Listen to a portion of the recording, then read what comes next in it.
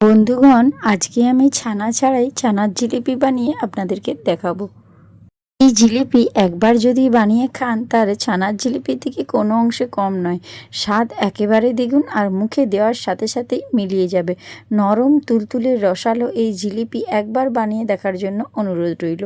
নমস্কার বন্ধুরা, মুনমুন কিচেনে আপনাদের সবাইকে স্বাগত। তো আমি মুনমুন আজকে এসেছি আবার একটা নতুন রেসিপি নিয়ে। আজকে আমি রথযাত্রার স্পেশাল জিলিপি বানিয়ে আপনাদেরকে দেখাবো। এই জিলিপি একদম নরম তুলতুলে, যা মুখে দেওয়ার সাথে সাথেই মিলিয়ে যাবে। আর এটা বানানোও খুব সোজা, এর জন্য কোনো রকম ছানারও প্রয়োজন হবে না। এখানে দেখুন, আমি একটা কাপ মেপে 1 কাপ নিয়ে নিলাম সুজি। আপনারা মাপটা ভালো করে লক্ষ্য রাখবেন যাতে কোনো রকম ভুল না হয়। আর নিয়ে নিচ্ছি 2 কাপ মতো জল, মানে 1 কাপ সুজির জন্য 2 কাপ জল। আপনারা যেমন সুজি নেবেন তার ডবল কিন্তু জলটা ব্যবহার করবেন। এবারে এর মধ্যে আমি দিয়ে দিচ্ছি 1 চামচ মতো ঘি। আর গ্যাসের ফ্লেমটা এখন একদম লো ফ্লেমে রেখেছি। স্বাদ মতো একটু লবণ, যে কোনো মিষ্টি জিনিসে একটু লবণ দিতে হয়। আর একটুখানি দিয়ে দিলাম চিনি, আর এই চিনিটা স্বাদের ব্যালেন্স করবে। এবারে খুব ভালো করে নাড়াচাড়া করে একটা ডো তৈরি করে নিতে হবে। তো খুব ভালো করে এইভাবে নাড়াচাড়া করতে করতে দেখবেন এই সুজিটা সুন্দর একটা ডো ফর্মে চলে আসছে। তো এইভাবে অবশ্যই রেসিপিটা বানিয়ে দেখবেন। আর জিলিপি কিন্তু রথের সময় খেতে ভীষণ ভালো লাগে। আর তাছাড়া রথ কেন, এমনি সময়েও আমরা যে কোনো সময় জিলিপি খেতে ভীষণ ভালোবাসি। ছোট বড় সকলেই কিন্তু এইরকম যদি জিলিপি বাড়িতেই বানিয়ে দেন, দোকানের জিলিপির থেকে কোনো অংশেই কম হবে না। এবারে দেখুন, খুব ভালো করে এইভাবে একটা নাড়াচাড়া করতে করতে এই সুজিটা কিন্তু অনেকটা ডো ফর্মে চলে আসছে। দেখুন, যে পরিমাণ জলটা ছিল সেটা কিন্তু এখন শুকনো হয়ে যে সুন্দর একটা ডো তৈরি হয়েছে। তবে এটাকে একদম শুকনো শুকনো করবেন না, এরকম একটু নরম থাকতে থাকতে এই সুজির ডোটাকে এইভাবে নামিয়ে নেবেন।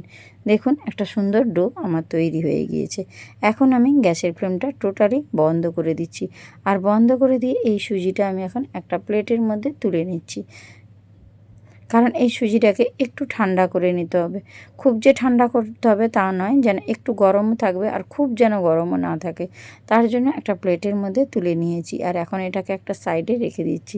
আর এখানে একটা বড় বাটির মাপ করে আমি নিয়ে নিচ্ছি 1 বাটি ময়দা। আর এর মধ্যে আমি একটা 10 টাকা দামের যে গুঁড়ো দুধগুলো হয়, সেই গুঁড়ো দুধের প্যাকেট একটা দিয়ে দিলাম। অবশ্যই গুঁড়ো দুধটা দেবেন, প্রত্যেকটা উপকরণ দেবেন, কোনো উপকরণ স্কিপ করবেন না, তাহলে পারফেক্টভাবে রেসিপিটা তৈরি হবে না। একটুখানি লবণ দিলাম। আর এর মধ্যে আমি দিয়ে দিচ্ছি, পরপর উপকরণগুলো দেখিয়ে দিচ্ছি, আপনারা লক্ষ্য করুন ভালো করে। সামান্য অল্প পরিমাণে একটু বেকিং সোডা, আর এর মধ্যে একটুখানি দিয়ে দেব বেকিং পাউডার, খুবই অল্প, মানে 1 চিমটে। আর এখন আমি যেটা দেব সেটা হচ্ছে কর্নফ্লাওয়ার। এটা কিন্তু একদম সিক্রেট একটা পদ্ধতি বন্ধুরা। কর্নফ্লাওয়ার যদি আপনারা দেন, জিলিপির যে এই যে ভাঁজগুলো বা প্যাঁচটা অনেক সময় দেখবেন খুলে যায়, মানে জিলিপি মোড়ার পরও জিলিপি যখন ভাজতে থাকবেন, জিলিপি থেকে এই যে ভাঁজগুলো বা মানে এই যে জিলিপির প্যাঁচটা ওটা কিন্তু খুলে যায়। তো এইখানে যদি এক চামচ কর্নফ্লাওয়ার ব্যবহার করেন, তাহলে জিলিপি কিন্তু একদম ভেঙেও যাবে না আর জিলিপির প্যাঁচটা খুলেও যাবে না। সব কিছু শুকনো উপকরণ একটা চামচ দিয়ে ভালো করে মিশিয়ে নিয়েছি।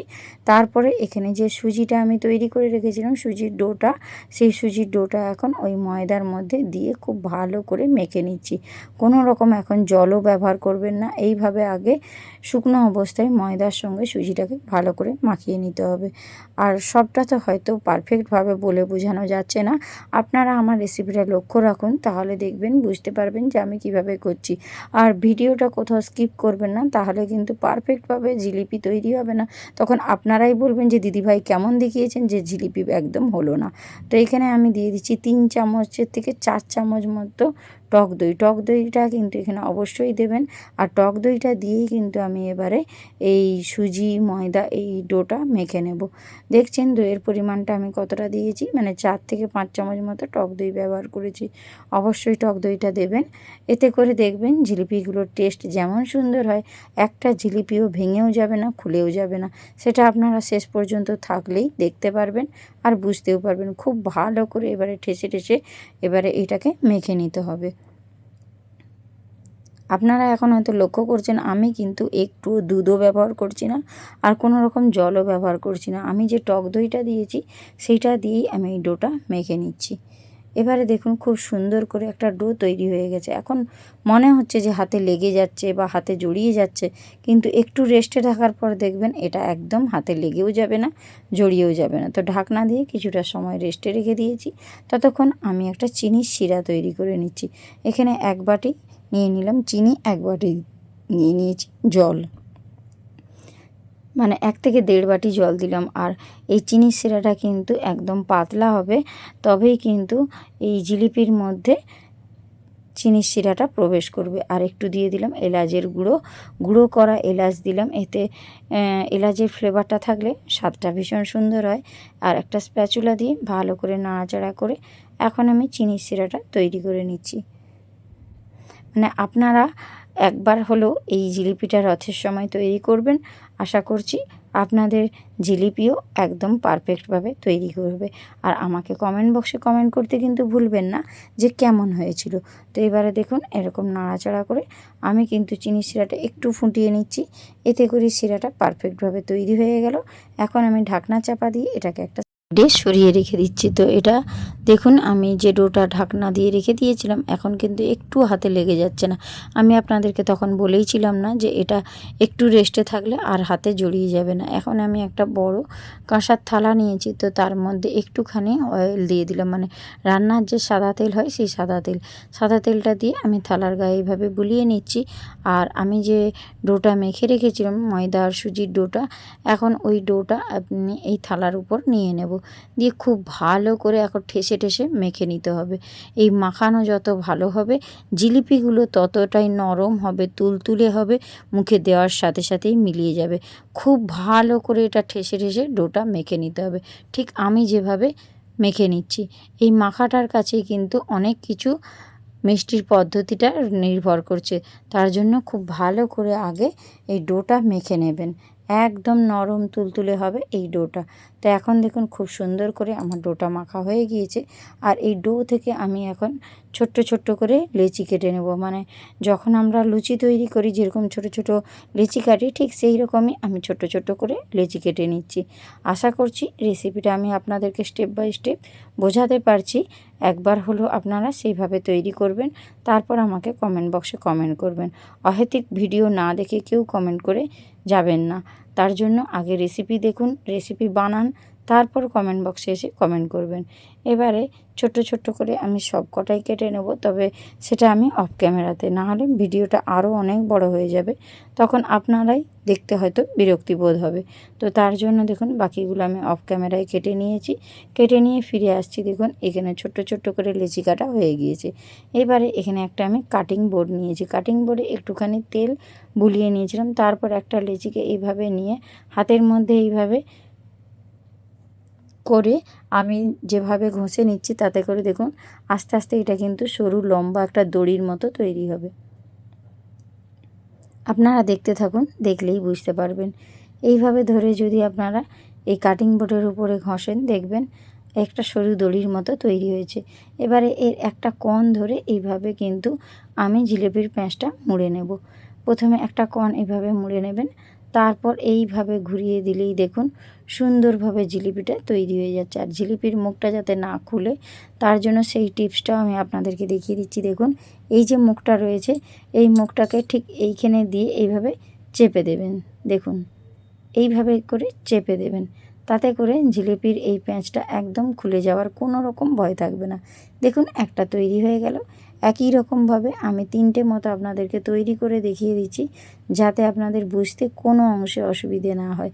আর এই যে আমি যেভাবে মুড়ে নিলাম, এতে করে এই জিলিপি যখন রসে দেবেন বা জিলিপিটা যখন তেলের মধ্যে ভাজবেন, একটুও খুলেও যাবে না, ভেঙেও যাবে না। আর যেহেতু কর্নফ্লাওয়ার দেওয়া আছে, এটা তো একদমই ভাঙবে না। তো তার জন্য আপনারা পুরো ভিডিওটা দেখতে থাকুন যে আমি কিভাবে তৈরি করি। আমি আবারও একটা বানিয়ে দেখিয়ে দিচ্ছি। দেখুন ঠিক এইভাবে যে মুখটা রয়েছে, এই মুখটা এইভাবে চেপে দেবেন। দেখুন খুব সুন্দর করে আবারও একটা জিলিপি আমার তৈরি হয়ে গেল। এগুলো বানানো কত সোজা না, যে কেউ একবার দেখলেই তৈরি করতে পারবে। তার জন্য পুরো রেসিপিটা প্রথম থেকে শেষ পর্যন্ত দেখতে হবে। তো একই রকমভাবে আমি আবারও একটা তৈরি করে নিচ্ছি। দেখুন এবারে যাতে না খুলে যায়, আপনারা চাইলে এরকম একটু হাতের সাহায্যে জলও দিয়ে দিতে পারেন। আপনাদেরকে আমি দুরকমভাবেই দেখিয়ে দিলাম, যে একটা এমনিও মোড়া যায় আর একটা একটু জল দিয়ে এইভাবে চেপে দিলে সেভাবেও মোড়া যায়। তো যেটা আপনাদের সুবিধে মনে হবে সেইভাবে তৈরি করে নেবেন। এখন দেখুন সব কটা জিলিপি আমার পারফেক্টভাবে রেডি হয়ে গিয়েছে। এবারে আমি কিন্তু গ্যাসের উপর একটা ননস্টিক প্যান বসিয়ে দিয়েছি, তাতে বেশ কিছুটা পরিমাণে রিফাইন অয়েল দিয়ে দিয়েছি। আর তেলটা ভালো করে ধোঁয়াটা গরম হয়ে গেলে একে একে জিলিপি ওই গরম তেলের মধ্যে দিয়ে দিচ্ছি। দিয়ে এগুলোকে একদম লাল লাল করে ভেজে নিতে হবে। আমি যে পদ্ধতিতে জিলিপিটা তৈরি করেছি, এতে করে দেখবেন যখন আমি জিলিপিগুলো ভাজবো একটুও খুলে যাওয়ার কোনো রকম ভয় থাকবে না। আর উল্টে পাল্টে এগুলোকে খুব সুন্দর করে ভেজে নেবেন।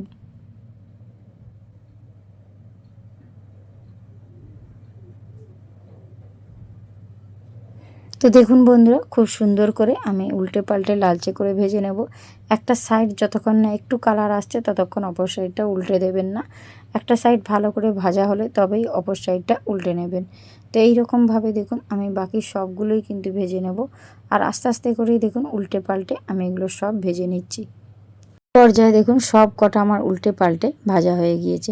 এবার ভীষণ সুন্দর একটু লালচে করে ভেজে নিয়েতে আমি এগুলো এবার তুলে একটা পাত্রের মধ্যে নিয়ে নিয়েছি। প্রথম ব্যাচের যে জিলিপিগুলো সেগুলো আমার সবগুলোই ভাজা হয়ে গিয়েছে। আর অবশ্যই এরকম একটু লাল লাল করে ভাজবেন, তবেই কিন্তু জিলিপির কালারটাও ভীষণ সুন্দর আসবে, দেখতে খুব লোভনীয় হয় বন্ধুরা, খেতেও দারুণ লাগে। আর গালে দেওয়ার সাথে সাথেই মিলিয়ে যাবে, একদম নরম তুলতুলে। বাড়িতে যদি ছানা না থাকে কোনো প্রবলেম নেই, ছানা ছাড়াই এরকম জিলিপি তৈরি করে নিতে পারেন, যেটা ছানার জিলিপির থেকে কোনো অংশে স্বাদের দিকে কম হবে না। প্রথম ব্যাচেরগুলো আমার ভাজা হয়ে গেল। একই রকমভাবে দ্বিতীয় ব্যাচের যেগুলো রয়েছে সেগুলোও কিন্তু ভেজে নিচ্ছি। সেম পদ্ধতি বন্ধুরা, কারণ একসঙ্গে তো সবগুলো আমি ভাজতে পারলাম না, তাই 2 স্টেপে আমি কিন্তু জিলিপিগুলো ভেজে নিচ্ছি। একই রকমভাবে দেখুন দ্বিতীয় ব্যাচেরও জিলিপিগুলো ভাজা হয়ে গিয়েছে। আর একদম এরকম লাল লাল করেই ভেজে নিতে হবে। তো এবারে আমি এগুলো তুলে নিচ্ছি। সব কটা যে জিলিপি ছিল সবগুলোই আমার ভাজা হয়ে গিয়েছে। সামনের রথ অবশ্যই বাড়িতে বানাবেন, আমি 100% গ্যারেন্টি দিচ্ছি, একদম মুখে লেগে থাকবে, এতটাই সুস্বাদু। এবার আমি যে চিনির শিরাটা তৈরি করেছিলাম, এখন দেখুন চিনির শিরাটা একটু কিন্তু কুসুম গরম রয়েছে, মানে ধোঁয়া উঠছে দেখছেন। এবারে এই গরম গরম চিনির শিরার মধ্যে আমি কিন্তু এই জিলিপিগুলো দিয়ে দিচ্ছি। দিয়ে আমি এটাকে ঢাকনা দিয়ে কিছুটা সময় রেখে দেব, এতে করে এই জিলিপির মধ্যে চিনির শিরাটা প্রবেশ করবে। আর দুটো সাইডে উল্টে পাল্টে নিচ্ছি, নিয়ে আমি কিন্তু একটু ঢাকনা দিয়ে রেখে দেব।